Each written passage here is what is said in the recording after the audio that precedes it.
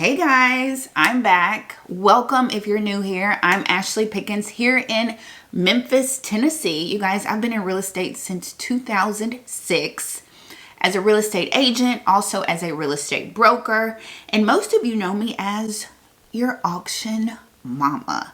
You guys, auction mama, I auction foreclosures at the courthouse. I've been doing that for probably the last 8 years.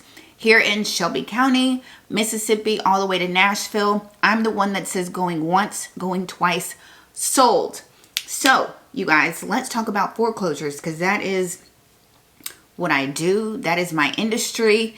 So let's talk about the latest foreclosure numbers across the country. Okay, states with the highest rates, states with the most starts, REOs, all of that. You guys, and shout out to everybody who came to my masterclass last week. If you missed it, you can watch the replay. Look at the video right below this video and you can watch it for free. I've got a masterclass on Thursday all about pre-foreclosures. I always say it's like a preview of my mentorship.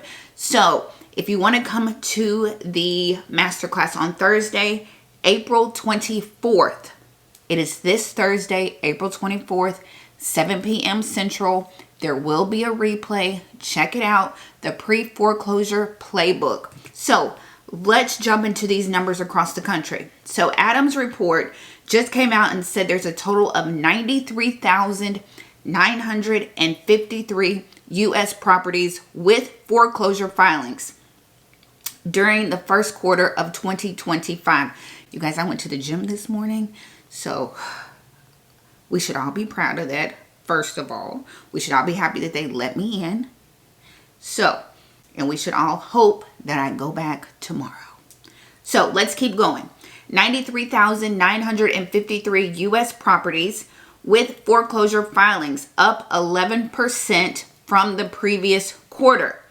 This report shows a total of 35,890 U.S. properties with foreclosure filings in March alone, which is up 11%. Like I always tell y'all, foreclosure comes in three phases. The homeowner gets behind on their mortgage. The notice of default is filed. That's the first phase. The auction is scheduled. That's the second phase. And then the property is repossessed. That's the third and final phase of foreclosure. Again, go check out my masterclass from last week. You guys, all about foreclosures and the different phases. So let's keep going. So let's talk about foreclosure starts. That's the first phase. Homeowner gets behind and the lender files that notice of default. 68,794 properties started the foreclosure process in quarter one, up 14%. 68,000, you guys. States that had 100 or more foreclosure starts in quarter one and saw the greatest annual increase included Kansas, up 117%, Delaware, up 58%, Oklahoma, up 45%, Utah, up 42%, and Wyoming, up 33%. Y'all ain't never seen any of these states on the list before. Wyoming, Utah, Oklahoma. And I think a lot of times, and I've said this before, if a state has like 0 foreclosures and then in 1 month they get like 5 or 6, then it's like it's a drastic increase, right? So I think that's what's going on with like Wyoming, Utah, Oklahoma. Shout out to y'all. Utah, Wyoming. Y'all got houses in Wyoming? I'm just kidding. I know y'all got houses in Wyoming. Major metros with a population of 200,000 or more that had the greatest number of foreclosure starts in quarter one included Chicago. There we go. These are some cities that we always see on the list. Chicago, Illinois with 3,789 foreclosure starts. New York City, New York. Y'all know I want to do it. New York City, depending on how old you are, you remember that commercial. With 3,566 foreclosure starts. Houston, Texas with 3,046 foreclosure starts. Miami, Florida with 2,028 foreclosure starts. And Philadelphia, Pennsylvania with 1,985 foreclosure starts. Those are the cities that I've been seeing for the past few years.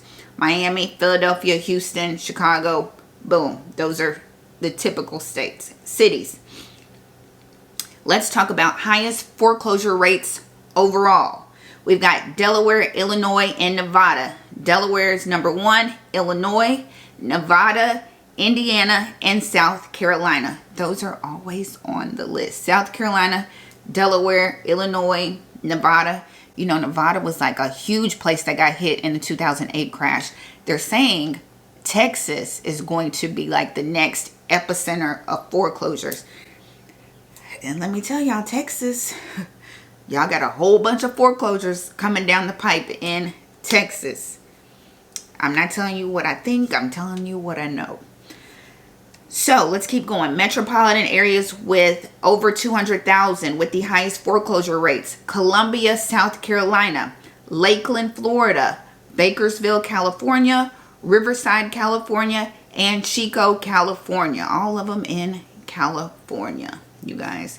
And I know California, y'all struggle with property taxes, wildfires, everything.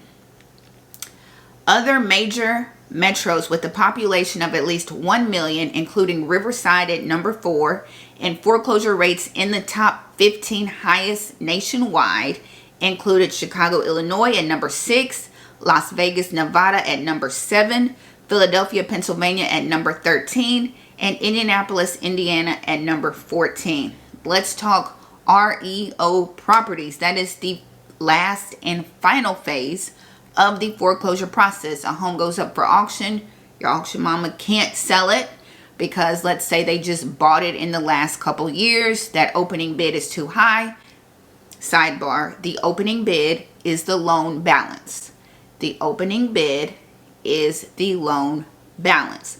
So if somebody just bought in the last 2-3 post-COVID, they owe that whole loan balance on that house, and they might be upside down. So when that house goes up for auction, the opening bid is too high. None of the investors are going to bid on it, and it reverts back to the bank and becomes an REO property. Y'all with me? I just took you to class real quick on foreclosures. So, bank repossessions increased 8% from last quarter.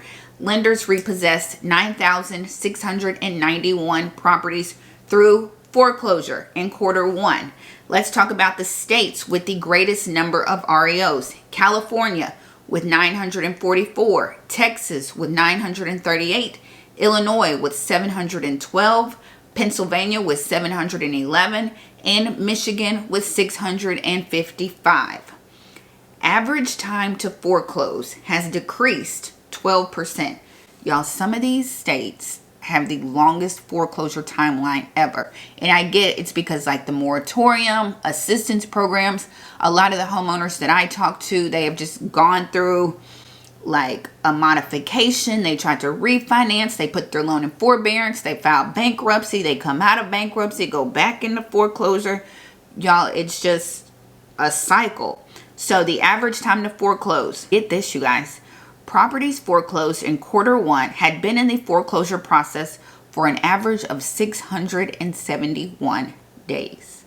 671 days is the average time that a homeowner goes into foreclosure. So, and this is a 12% decrease. You guys, states with the longest average foreclosure timelines. Louisiana, y'all.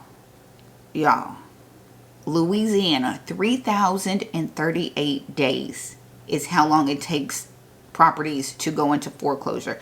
For properties to go through the foreclosure process, 3,038 days. Y'all, ain't that like 5 years? That's like 10 years.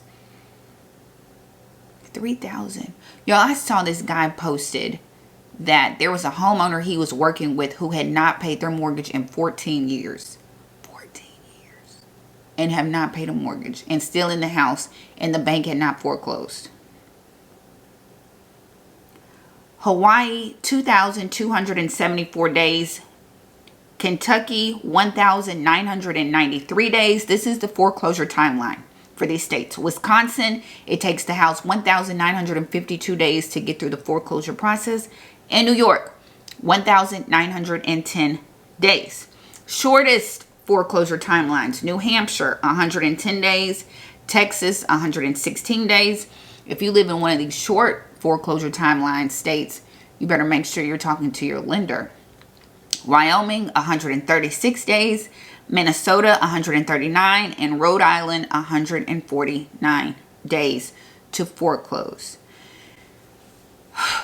You guys, I don't know what's going on where you live. You guys, you know, I auction, so I see foreclosures, right? I see them picking up. I see that I'm at the auction. I'm at the courthouse much more than usual. I was talking to a lady who works for auction.com. We were both out there auctioning, and she was like, I'm used to them getting canceled. She's like, but all of them have been actually going to auction. So it seems like these lenders just have to push them through at this point, you know, because how much longer can lenders hold on?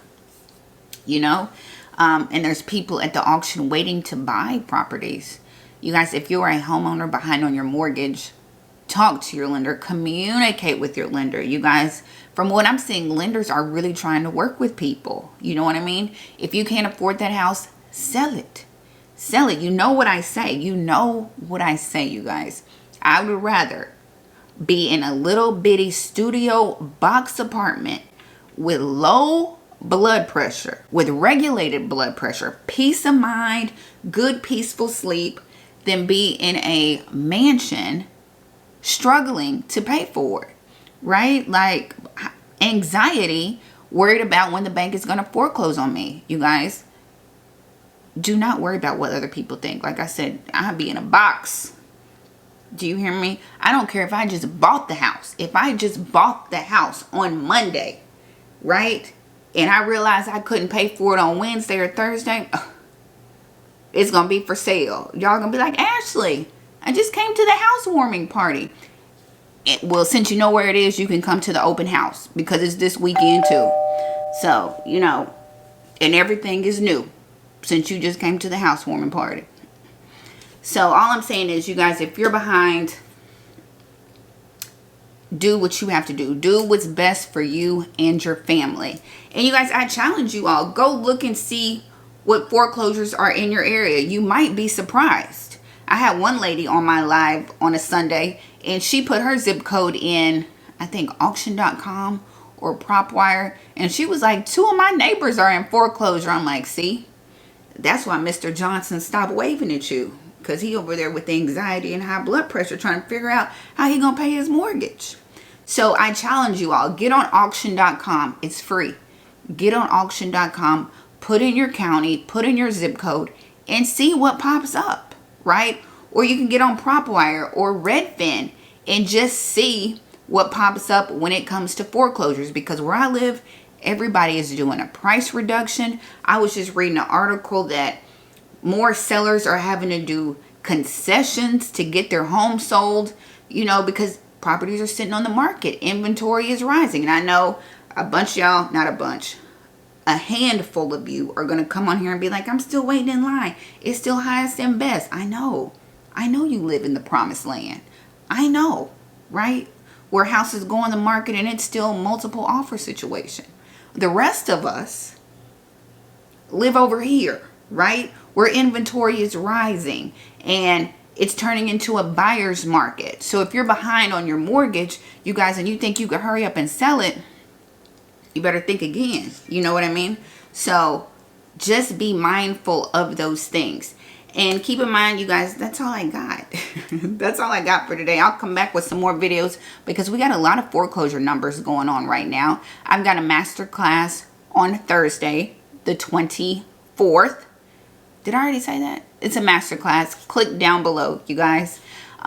You guys, you know I'm on Instagram, Your Agent Ashley. I'm right here on YouTube. So let me know. What do you think? Do you think we're going to have like a, you dare not say the C word, a crash?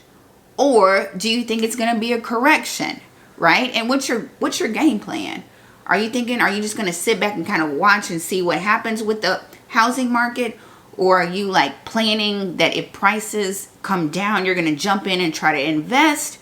Or are you just like, I just need a 3-bedroom, 2-bath for $29.17. You know, like, tell me your plan of action. What do you think? You just going to hold tight? We jumping in? I don't know. Let me know what y'all are going to do. Let me know what's going on in your market. You guys, that's all I got. Thank you so much as always for watching, and I will see y'all in the next video. Bye, you guys.